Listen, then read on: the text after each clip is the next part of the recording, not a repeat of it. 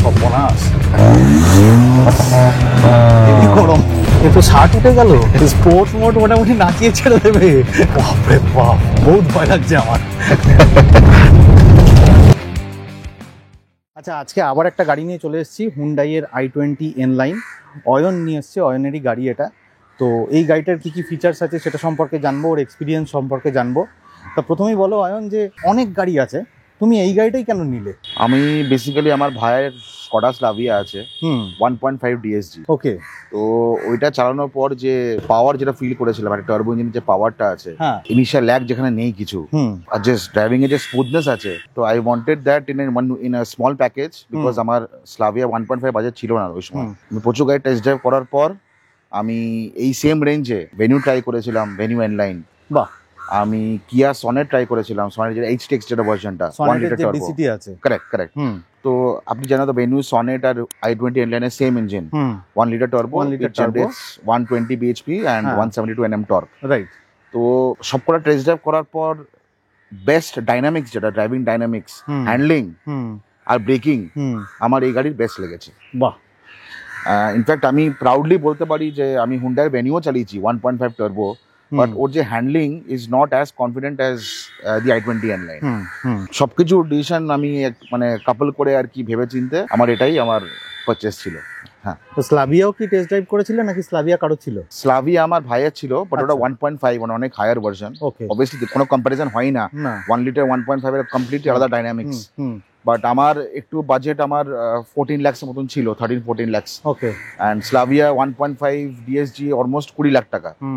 And 1 litre automatic try করেছিলাম স্লাভিয়ার, but somehow আমার মনে হয়েছিল যে ওটা প্রায় 16 লাখ টাকা থেকে চলে যাচ্ছে। অ্যান্ড যা ফিচার্স দিচ্ছে 1 লিটারে ওয়াটার্স বা স্লাভিয়াতে, কিছুই না এবার কম্পেয়ার টু হুন্ডাই। মানে বলতে চাইছো যে 1 লিটার TSI স্কডা স্লাভিয়া যে গাড়িটা আছে, ওটাও তো 114 bhp পাওয়ার জেনারেট করে আর 178 নিউটন মিটার টর্ক জেনারেট করে। এটারই মতো, এটা 118 bhp আর 172 নিউটন। সিমিলার পাওয়ার স্পেকস। হ্যাঁ, সিমিলার পাওয়ার স্পেক। কিন্তু তা সত্ত্বেও যখন প্রাইস ব্র্যাকেটে তুমি দেখছো, তখন দেখছো যে এই গাড়িটায় ওই প্রাইস ব্র্যাকেটে অনেক বেশি ফিচার্স এসে যাচ্ছে, মানে বেটার প্যাকেজ একটা লোয়ার প্রাইস আর কি। হ্যাঁ। আর কি কি ফিচার্স আসছে মোটামুটি এতে, এক্সট্রা কি কি পেলে যেগুলো এখানে অ্যাড করলো?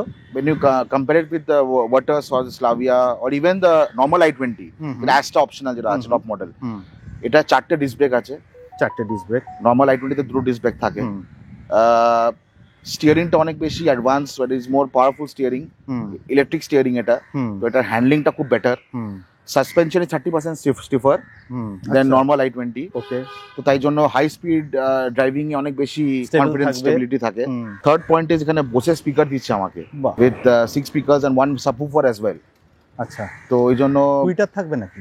টুইটারও আছে 4টে টুইটার আছে। 6টা স্পিকার। 6টা স্পিকার। বাবা, অনেকগুলো কারণ আছে। প্লাস একটা পয়েন্ট হচ্ছে আপনার এখানে আমি এই প্রাইসে একটা সানরুফ পেয়ে যাচ্ছি, which is voice enabled electric sunroof. Correct. Second হচ্ছে যে সিটস গুলো আছে, এটা স্পেশালি এটা হচ্ছে আপনার inspired by the Namyang series of Hyundai, যে i20 N যেটা ছিল ইউরোপে যেটা চলে, i20 N, ওটাতে ইন্সপায়ার্ড একটা সিটস, বাকেট সিটস আছে, which is very comfortable for long rides। মানে কতটা সফটও না অতটা হার্ডও না, এমন একটা কুশনিং এর সিটস গুলো আছে, মানে লং রাইডে কোনো রকম কোমরে ব্যথা, পিঠে ব্যথা একদমই হয় না। মানে আমি কন্টিনিউয়াসলি 600 কিলোমিটার ড্রাইভ করেছি, তো সেই রকম লেভেলে কোনো অসুবিধা আমার হয়নি। না, এর আগে মানে যেহেতু তোমার স্লাভিয়া দেখেই প্রথম একটা ইন্টারেস্ট তৈরি হলো যে এমন একটা ইঞ্জিন বা এমন একটা ট্রান্সমিশন নেওয়া যেতে পারে যেটা খুব স্মুথ হবে, খুব স্মুথ অ্যাক্সিলারেট করবে। তো তোমার এর আগে কি গাড়ি ছিল? এর আগে আমার ছিল টাটা টিয়াগো। টিয়াগো কি ম্যানুয়াল ট্রান্সমিশন? না, XZA প্লাস ছিল, যেটা AMT ভার্সন ছিল। তো AMT চালিয়ে তোমার সেই মজাটা হয়নি যেটা DCT-টা চালিয়ে হয়েছে? ইনিশিয়ালি টিয়াগো আমার ফার্স্ট পারচেজ ছিল, তো অবভিয়াসলি এটা খুব একটা আমার একটা ইমোশনাল কোশ্চেন ছিল ওই গাড়ির পারচেজে। রাইট। তো আমি খুঁজছিলাম ওই 8 লাখ 9 লাখের ব্র্যাকেটে একটা ভালো গাড়ি উইথ সেফটি, বিকজ আমি বাইক থেকে সুইচ করছিলাম টু আ কার। আচ্ছা। আমার বাইকে আমি হিমালয়ান চালিয়েছি, আমার হিমালয়ান ছিল, আমার অনেক বাইক ছিল। আচ্ছা। বাট আমার সামনে একটা অ্যাক্সিডেন্ট হয়ে যায়, তারপরে আমি বাইকটা স্যাক্রিফাইস করতে বাধ্য হই। হ্যাঁ, পায়ে একটা অ্যাক্সিডেন্ট হয় আর কি। মানে যেরকম অ্যাক্সিডেন্ট হচ্ছে তাতে আর বাইক চালাতে পারবে না? বাইক চালাতে পারবো, বাট একটা রিস্ক ফ্যাক্টর থেকে যাবে। আমার নিতে ফ্র্যাকচার হয়েছিল পড়ে গিয়ে, তো ওই জন্য ডাক্তারও অ্যাডভাইস করলো যে বাইকটা আর স্যুট করছে না। তো সেই জন্য আমি এমন একটা গাড়ি খুঁজছিলাম যেখানে আমার সেফটি ফার্স্ট প্রায়োরিটি ছিল। মানে having come from a bike background, যেখানে আমার অ্যাক্সিডেন্ট হয়েছিল, all that factors kept in mind, আমি খুঁজছিলাম একটা safe car within my budget of 8 to 10 lakhs, 8 to 9 lakhs। তো আমি দেখলাম অনেকগুলো দেখলাম, WagonR দেখেছিলাম, আমি সুইফট দেখেছিলাম, বাট সামহাউ আমি সবকিছু সেফটি অ্যানালাইজ করে দেখলাম যে টিয়াগোটা হচ্ছে আমার বেস্ট বাই, বিকজ সেফটিও আছে, 4-star সেফটি কার আছে, টাটা বিল্ড কোয়ালিটি কোনো প্রশ্ন নেই অবভিয়াসলি। সেকেন্ডলি হচ্ছে আমার একটা অটোমেটিক ট্রান্সমিশন দরকার ছিল, ম্যানুয়াল প্রচুর চালিয়েছি, বাট আমার সামহাউ মনে হয়েছিল যে automatic is easier to drive in the city, এত বাসলিং ট্রাফিক চারিদিকে। কোন নিতে হয়েছিল তোমার? আমার রাইট নিতে হয়েছিল। তাহলে তো কোনো লাভ হলো না, অটোমেটিক লাভ হলো না, বাট বাদিকে ক্লাচটা যদি চেপারি না ব্যাপার থাকে। বাট আমার সামহাউ মনে ছিল যে ক্যালকাটা সিটি যেখানে এত ট্রাফিক, এত পলিউশন, এত ট্রাফিক, এত দিন দিন ট্রাফিক বাড়ছে ইনফ্যাক্ট, তো আমি ভেবেছিলাম যে একটা অটোমেটিক ট্রান্সমিশন হলে it will be easier to drive. আর গাড়ি বাড়ছে, রাস্তা তো আর কোথায় বাড়ছে। Correct. So all this couple together একটা ডিসিশনে এলাম যে টিয়াগোটা আমার বেস্ট চয়েস হবে। বাট সামহাউ আমি ইনিশিয়ালি আমার খুব খারাপ লাগেনি, আমি চালাচ্ছিলাম প্রচুর, টিয়াগো চালিয়েছি, পুরী গেছিলাম টিয়াগো নিয়ে আমি। আচ্ছা, আমার কোনো প্রবলেম হয়নি। আমার ভাই তখন স্কোডা স্লাভিয়া কিনলো 1.5 DSG। অবভিয়াসলি আমি টেস্ট ড্রাইভ করতে গেছিলাম স্লাভিয়া কেনার পর, তো ওইটা চালিয়ে যে ইমপ্রেশনটা এলো, যে ফান ফ্যাক্টর আছে গাড়ি চালানোর, সেইটা মানে cannot be matched in a Tiago with a manual with an AMT and a naturally aspirated engine. Obviously ওটা ওই গাড়িটা লিগস ahead, মানে কোনো কম্পারিজন হয়ই না, বাট সিন্স আমি ওটা চালিয়ে ফেলেছি, একটা কিরকম একটা অদ্ভুত একটা নেশা মতন হয়ে গেল, যে মানে যে কুইক ওভারটেক্স গুলো, মানে one signal to another signal, যে কুইক যে অ্যাক্সেলারেশন, সেইটা সামহাউ টিয়াগোতে আমাকে অফার করতে পারেনি, সেটা ওটার কাজও না, ওটার কাজটা কমপ্লিটলি আলাদা, ওটা কমপ্লিটলি আলাদা গাড়ি, বাট সামহাউ আমার ওতে মন লেগে গেল। এবার কিছুটা ভাইয়ের ইনফ্লুয়েন্সও আছে, তো ভাইও চালালো টাটা টিয়াগো, চালিয়ে বললো যে আমারও সেরকম ফিলিং, সেরকমভাবে সেই ফান ফ্যাক্টর, সেই ফিলিংটা আসেনি। তো I think it is best to switch to another car which is in your budget, but it will help you do spirited driving. তো আমি সেই জন্য রিসার্চ করা শুরু, যেটা আপনাকে স্টার্টিংয়ে বললাম, আমি অনেকগুলো গাড়ি ট্রাই করলাম আমার বাজেটে, উইদিন 13 to 14 lakhs। তো আমি বেস্ট দেখলাম, আমার বেস্ট অল্টারনেটিভ, আমার বেস্ট পারচেজ হচ্ছে i20 N9, and I'm very very happy with this car as of now। ওইটা তাহলে টাটা টিয়াগো গাড়িটা কতদিন? টিয়াগো আমি মোটামুটি 6 মাস কিনে I had to sell it। হ্যাঁ 6 মাসের মধ্যে। কত কিলোমিটার চলেছিল তাহলে? মোটামুটি 7000 কিলোমিটার। 6 মাসে 7000 ইজ নট ব্যাড। কিন্তু যাই হোক, 8 লাখ 9 লাখ বাজেট নিয়ে নেমে টাটা টিয়াগো আমি 6 লাখ টাকা বিক্রি করে দিয়েছি। তো এই গাড়িটা কবে কিনেছো? এই গাড়িটা আমি পারচেজ করেছি জুলাই 2024 এ। আচ্ছা, এখন অলমোস্ট 7-8 মান্থস মতন হয়ে গেছে। আমার 14,200 কিলোমিটার চলে গেছে। কোথায় চলে এত? আমার তো ডেইলি অফিস কমিউট একটা আছেই। কত কিলোমিটার চলে যাওয়া আসা? মোটামুটি 25-30 কিলোমিটার পার ডে একটা অ্যাভারেজ চলে আমার গাড়ি। প্লাস আমি প্রচুর হাইওয়ে ড্রাইভস করি, আমি খুব ড্রাইভ করতে ভালোবাসি। আচ্ছা, আমি প্রচন্ড বেশি মানে গাড়ি ভালোবাসি আর কি। আমি ভেরি মানে পেট্রোল হেড বলতে পারো, আমাকে পেট্রোল হেড যেটা বলে আর কি। তো আমি গাড়ি চালাতে খুব ভালোবাসি, তো আমি প্রচুর জায়গায় গেছি। আমি দুবলাগড়ি গেছি গাড়ি নিয়ে। আচ্ছা, আমি মুকুটমণিপুর গেছি বাঁকুড়াতে। আমি কাজিরাঙ্গা গেছিলাম, বড় ট্রিপ করেছিলাম আর কাজিরাঙ্গা। আর ফেরার সময় পুরো ফুল শিলং ঘুরে আমিও করেছিলাম। হ্যাঁ, কাজিরাঙ্গা শিলং। আচ্ছা, আপনিও করেছেন কি? খুব সুন্দর পিকচারেস রোডস আর কি। হ্যাঁ, আর শিলংয়ের রাস্তা মানে দারুণ। মানে আর এই গাড়ি চালিয়ে যা পারফরমেন্স পেলাম আমি শিলংয়ের পাহাড়ে, মানে এমনকি আমার টকটা এত ভালো এর ইঞ্জিন, টকটা এতটাই হাই কম্পেয়ারিং, মানে স্মল কার হিসেবে যে টক দিয়েছে, মানে আমাকে অ্যাক্সিলারেটর না প্রেস করে গাড়ি উঠে যাচ্ছে, মানে কোনো রোল ব্যাক নেই। প্লাস হিল হোল্ড তো অবভিয়াসলি আছে, এটা সেফটি ফিচার, বাট সেটা দরকারও পড়ছে না। মানে গাড়ি এমনি অ্যাক্সিলারেট করছে with 2 people at the back and full load luggage নিয়ে। লাগেজ কিরকম সাফিসিয়েন্ট ধরে? লাগেজ মোটামুটি একটু মানে comparing to Venue and Sonet, হ্যাঁ, ওর থেকে একটু কম। মানে এটা 311 লিটারের বুট স্পেস, ওটা মনে হয় 350-360 বুট স্পেস হবে। বাট আমার অ্যাজ আ ফ্যামিলি অফ 4 আমার কোনো প্রবলেম হয় না। মানে ইট সাফাইসেস আর কি। ছোট বলা যায় না, বাট টিয়াগো থেকে অবভিয়াসলি অনেকটা better, but comparing to Venue and Sonet একটু কম। প্র্যাকটিক্যালিটি দিক থেকে দেখতে গেলে এখানের আপনার লেগ স্পেস ভেনিউ সনেটের থেকে অনেক বেশি। ইনফ্যাক্ট আমি পিছনে বসে দেখেছিলাম ভেনিউ সনেটের, আমার সিটটা পিছনে পুরো ব্যাক করলে যে আমার পা ঠেকে যাচ্ছে সিটে, সেটা এখানে হচ্ছে না, কারণ this has the longest wheel base in the segment. মানে সনেটের থেকেও বেশি। কারেক্ট, 2580 mm এর হুইল বেস, অলমোস্ট 2600 mm, যেটা একটা এসইউভিতে থাকে, ক্রেটা বলুন বা আপনি কুশাক বা টাইগুন বলুন। ফান্ডাটা হচ্ছে এটা সকলেই বলে যে হুইল বেস যদি বেশি হয় তার মানে আপনার কেবিন স্পেসটা বেড়ে যায়, তাই না? Correct, absolutely. প্লাস আর একটা প্লাস পয়েন্ট হচ্ছে এর যে উইডথটা, it is 1775 mm, which is broader than Skoda Taygun or a Skoda Kushaq আর ভক্সওয়াগন টাইগুন। তো এই যে উইডথটা খুব বেশি, তো যে তিনজন পিছনে কমফর্টেবলি বসা যেতে পারে।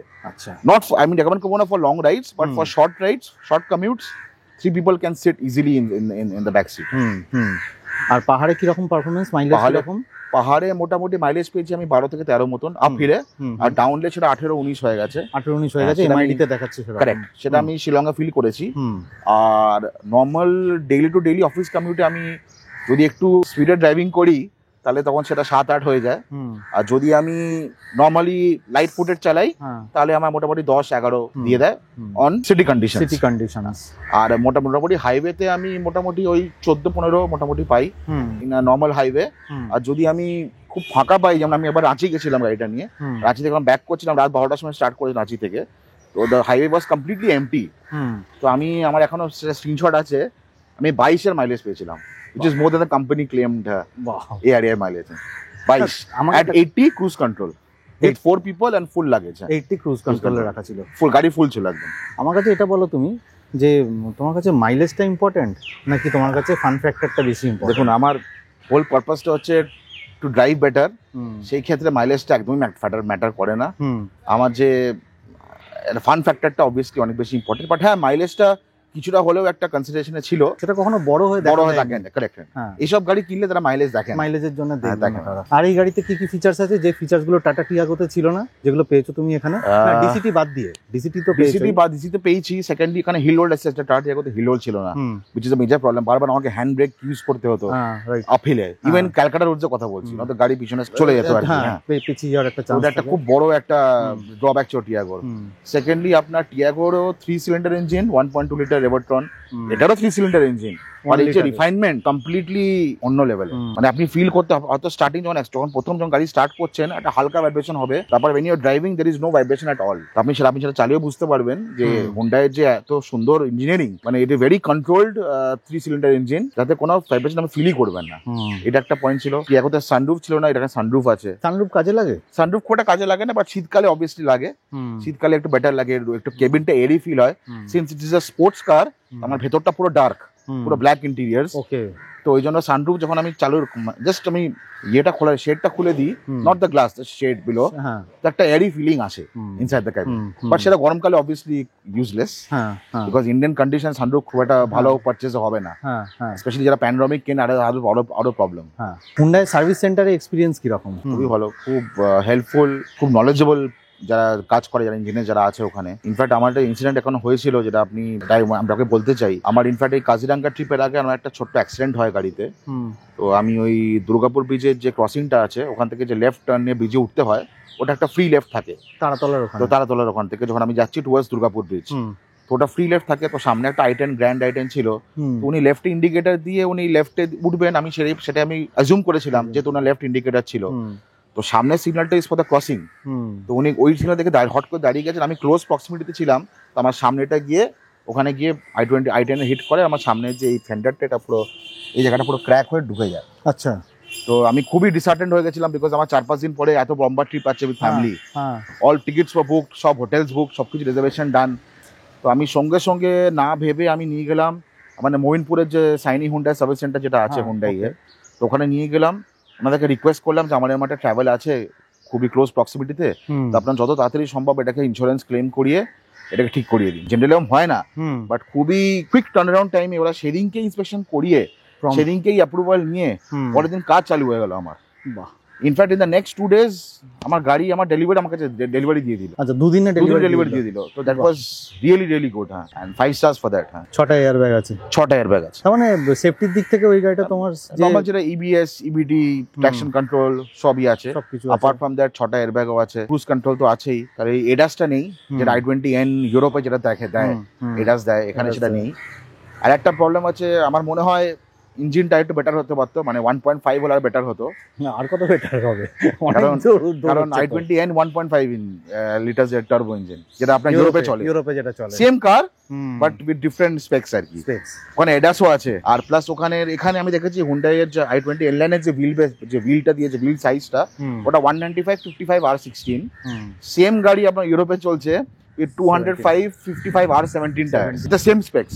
হয়তো এটা বেসিক্যালি ইন্ডিয়ান রোডস এর জন্য মাথায় রেখে এটা বানানো, বাট সামহাউ আমার মনে হয় একটু ব্রডার টায়ার্স একটু দিলে আরো বেটার স্টেবিলিটি হতো, high speed stability. But obviously এখন যেটা খুবই ভালো স্টকে, বাট ওটা দিলে মনে হয় আরেকটু বেটার ফিলিং হতো।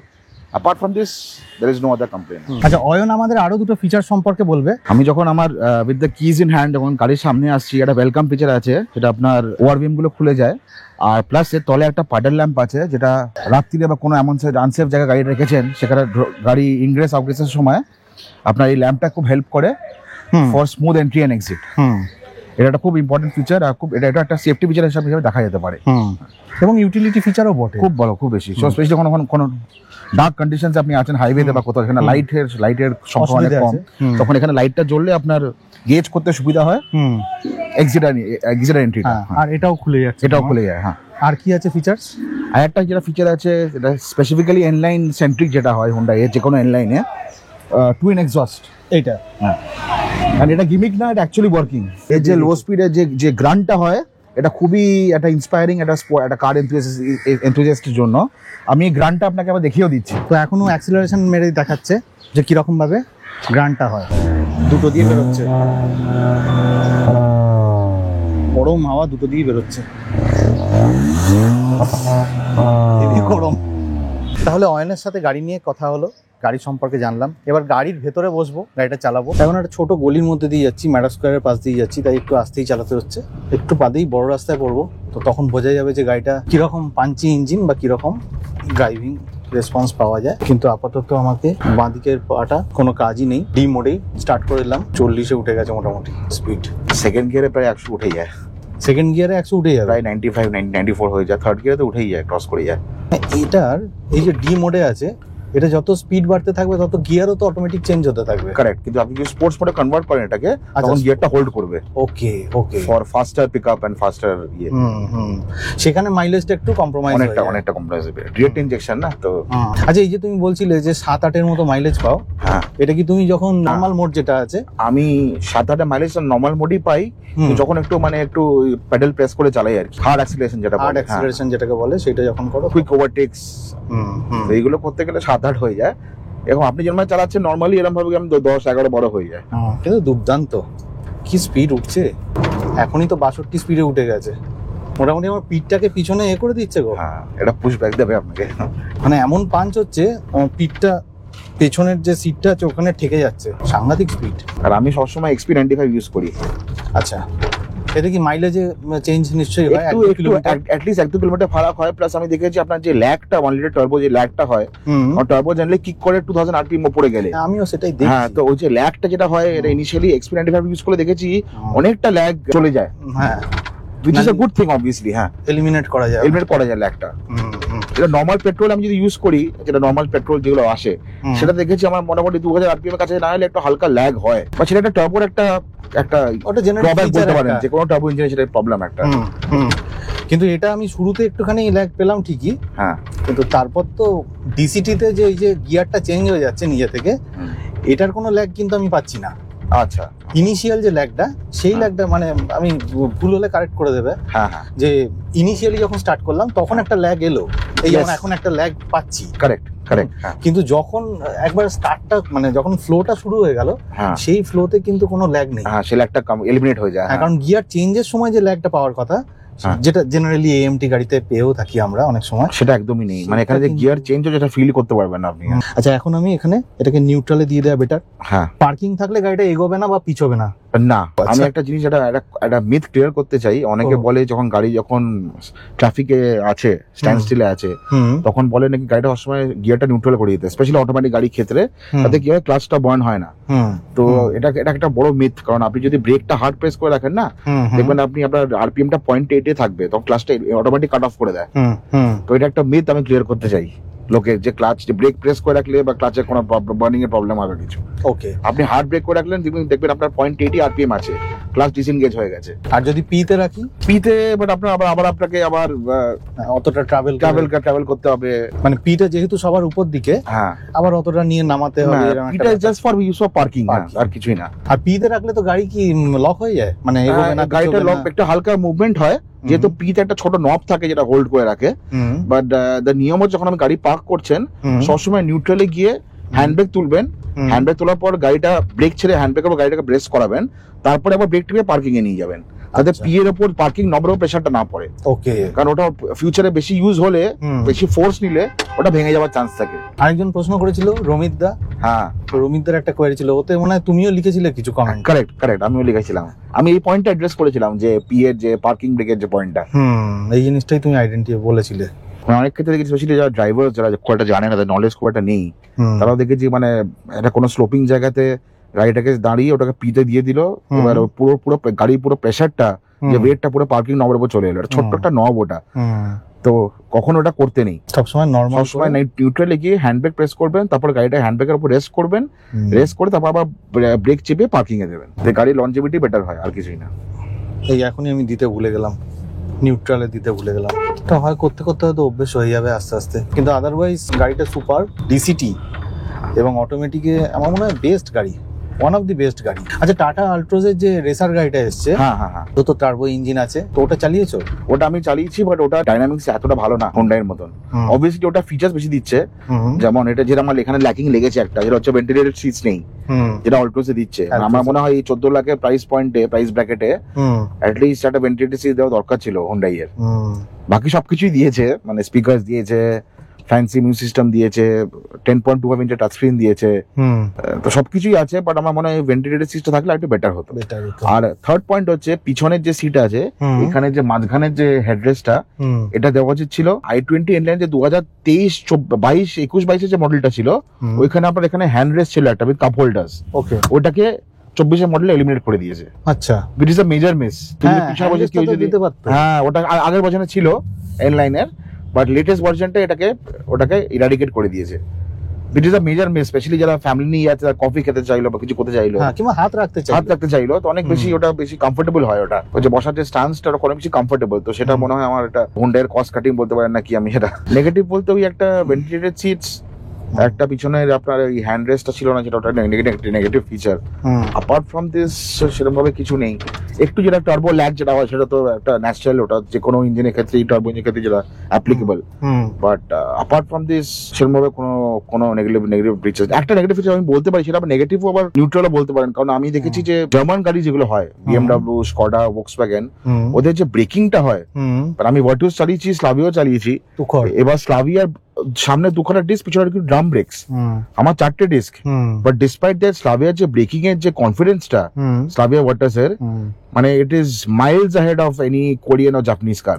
এটা সত্যি কথা। এটা কারণ হচ্ছে ওদের যে ব্রেকিংটা হয়, ওদের খুব প্রোগ্রেসিভ ব্রেকিং, মানে আগে থামিয়ে দেবে তারপর হালকা এগোবে। জাপানিজ গাড়ির ক্ষেত্রে কি হয়, ব্রেকটা একটু পরে লাগে, মানে লিনিয়ার ব্রেকিং এটা একটু, হ্যাঁ কোরিয়ানের ক্ষেত্রে, হ্যাঁ, আর ওটা হচ্ছে অ্যাগ্রেসিভ ব্রেকিং, মানে ওখানে হাই স্পিড আপনি আরো বেশি কনফিডেন্স পাবেন। এখানে মনে হবে যেন একটু মনে হবে যেন আপনার গাড়িটা হাত থেকে আপনার বেরিয়ে গেল, বাট অ্যাকচুয়ালি সেটা হচ্ছে না, বাট ব্রেকটা অ্যাপ্লিকেবল হচ্ছে পরে গিয়ে, বাট লিনিয়ার ব্রেকিং, তো আপনি সেই যে ডিরেক্ট যে ব্রেকিং এর যে পারফরমেন্সটা, ওটা আপনি মিস করবেন এই গাড়িতে। একটা গাড়ির ব্রেকিংও কিন্তু সমান ইম্পর্টেন্ট, একটা গাড়ির যেমন অ্যাক্সিলারেশনটা ইম্পর্টেন্ট হয়, সেরকম একটা ব্রেকিংও কিন্তু ইম্পর্টেন্ট। আর সেদিক দিয়ে আপনি যেটা বলছেন যে জার্মান ইঞ্জিনে ব্রেকিংটা বেটার, সেটা কিন্তু আমিও মানছি। কারেক্ট, কারণ আমি ওই পুরনো একটা গাড়ি, ভেন্টো গাড়ি চালিয়েছিলাম একবার, অসাধারণ ব্রেকিং ওর, ভেন্টো গাড়ির অনেক বেশি কনফিডেন্স ইন্সপায়ারিং, অনেক বেশি কনফিডেন্স ইন্সপায়ার করে। আচ্ছা, এইবার নর্মাল মোডে এতক্ষণ ছিলাম, এবার স্পোর্টস মোডে যাব, ঠিক আছে? স্পোর্টস মোডে চলে গেছি, তো এবার দেখা যাক কিরকম রেসপন্স। মোটামুটি সবাই সিট বেল্ট পরে বসো, বেশ জোরে আওয়াজ হচ্ছে, ইঞ্জিনের একটা দরকার আসছে। ফুল প্রেস করুন, ওরে সর্বনাশ, এ তো 60 উঠে গেল, সাংঘাতিক তো। বাপরে বাপ, বহুত ভয় লাগছে আমার। স্পোর্টস মোড মোটামুটি নাচিয়ে ছেড়ে দেবে যারা ভেতরে বসে আছে। বাট এই যে আপনার ফেসে একটা স্মাইল এলো, হ্যাঁ, এইটা আনম্যাচেবল আর কি, সত্যি। মানে আমি যে মজাটা পেলাম আজকে, যেটা আমি ভালোবাসি মোডে চালিয়ে, মানে আনম্যাচ। বাপরে বাপ, অসাধারণ। এরকম মানে এই যে এনজয়টা, এটা আমি জানি না, মনে হয় মাইলেজ পাওয়ার থেকে বেশি ইম্পর্টেন্ট। তো in a nutshell positive point হচ্ছে স্পোর্টস মোড, যেটা না দেখলে না এনজয় করলে, মানে অয়ন আমাকে রিকোয়েস্ট করলো যে এটা চালাও, চালিয়ে দেখো জিনিসটা কি হচ্ছে। তো এটা হচ্ছে অবভিয়াসলি একটা প্লাস পয়েন্ট যে স্পোর্টস মোডে সাংঘাতিক অ্যাক্সিলারেশন হয়। সেকেন্ড হচ্ছে যে এই গাড়িতে যে ডিসিটি আছে, সেই ডিসিটিটা যখন গিয়ারটা চেঞ্জ হচ্ছে ইন্টারনালি, তখনও কিন্তু সেই ল্যাগটা ফিল করা যাচ্ছে না, যেটা এএমটিতে খুব পরিষ্কারভাবে ফিল করা যায়, খুব প্রমিনেন্ট আর কি, ওটা খুব প্রমিনেন্ট। আর গাড়িটা স্টার্ট করার সময় একটা টার্বো ল্যাগ হয় হালকা মতো, কিন্তু সেটাও নেগলিজেবল, আমার কাছে অতটা ইম্পর্টেন্ট লাগছে না, কারণ আমি নিজে টার্বো গাড়ি চালিয়েই অভ্যস্ত। হয়তো যারা প্রথমে ন্যাচারালি অ্যাসপিরেটেড থেকে এই টার্বোতে আসবে তাদের ক্ষেত্রে একটু অসুবিধে হলেও হতে পারে, তাও আমার মনে হয় না অতটা অসুবিধা হবে। ওভারঅল এই গাড়ির ইমপ্রেশন সাংঘাতিক। আদার দেন মাইলেজ, শহরে মাইলেজটা একটু কম, 7-8, কিন্তু যদি একটু ধরে চালাও তাহলে 11-12 হয়ে যাচ্ছে, তাই না? এবং ন্যাচারালি অ্যাসপিরেটেড ইঞ্জিনে 11-12 যথেষ্ট ভালো। সেক্ষেত্রে যদি এই টার্বো ইঞ্জিনের এনজয়মেন্টটা পেতে চাই, তাতে 11-12 মাইলেজ ইজ কোয়াইট। এখানে I want to come in, একটা পয়েন্ট আমি বলতে চাই, i20 যে ন্যাচারালি অ্যাসপিরেটেড ইঞ্জিন যেটা আছে 1.0 লিটার, যেটা কাপা ইঞ্জিন যেটা দেয় 4 সিলিন্ডার, ইনফ্যাক্ট আপনি যদি এটা ধরে চালান ওটার সঙ্গে টার্বো ইঞ্জিন মাইলেজ দিতে বেশি নর্মাল অ্যাস্টা, আপনি দেখবেন একবার কম্পেয়ার করে, বিকজ এর পাওয়ার টু ওয়েট রেশিও অনেকটা বেশি, অনেকটা ইয়ে, তো ওভার পাওয়ার গাড়ি এটা, তো তাই জন্য ইঞ্জিনের যে ক্যাপাসিটি সেটা ফুল অপটিমাইজেশন হয় না। কারণ আমি দেখেছি লোকেরা এই i20 এনলাইনটাকে অ্যাজ আ প্রজেক্ট কার কেনে, সেটাকে স্টেজ 1 স্টেজ 2 টিউন করায় ইঞ্জিনটা, মানে this has the potential to go up to 160-170 bhp, but Hyundai সেটাকে কম করে রেখেছে just to protect the gear box, but এর পোটেনশিয়াল খুবই বেশি হুন্ডাই এর টার্বো ইঞ্জিনের। এটাকে আরামসে আপনি টিউন করতে পারেন টু স্টেজ 1 স্টেজ 2, অবভিয়াসলি সেটা আপনার 5 ইয়ার্স ওয়ারেন্টি যেটা আপনার হয়, যেটা ওয়ারেন্টি পর করলেই বেটার, কারণ হয়তো ইঞ্জিনের পোটেনশিয়াল খুবই বেশি। আর যেহেতু একটা এত ভালো ইঞ্জিন একটা ছোট গাড়িকে ক্যাপাসিটি ক্যারি করছে with such BHP and torque, তো সেই ক্ষেত্রে আপনি যদি নর্মাল ড্রাইভিং করেন লাইট ফুটেড, আপনার মাইলেজ কিন্তু নর্মাল i20 থেকে বেশি দেবে। আচ্ছা, আর শুধু তাই নয়, এই গাড়ির যে স্টিয়ারিং ফিডব্যাক আছে সেই স্টিয়ারিং ফিডব্যাকও কিন্তু খুব ভালো। সুতরাং ওভারঅল ইমপ্রেশন হচ্ছে i20 যে এনলাইন সেটা পজিটিভ। ভিডিওটা কেমন লাগলো জানাবেন, আপনারা লাইক করবেন, শেয়ার করবেন, আর কমেন্ট করে জানাবেন অবশ্যই, আর সাবস্ক্রাইব করে নেবেন। আর যারা 4 হুইলার চালান তারা সিট বেল্ট পরবেন, যারা 2 হুইলার চালান হেলমেট পরবেন, খুব ভালো থাকবেন। আর এইরকম স্পোর্ট মোডে চালালে অবশ্যই আপনারা সিট বেল্ট পরবেন।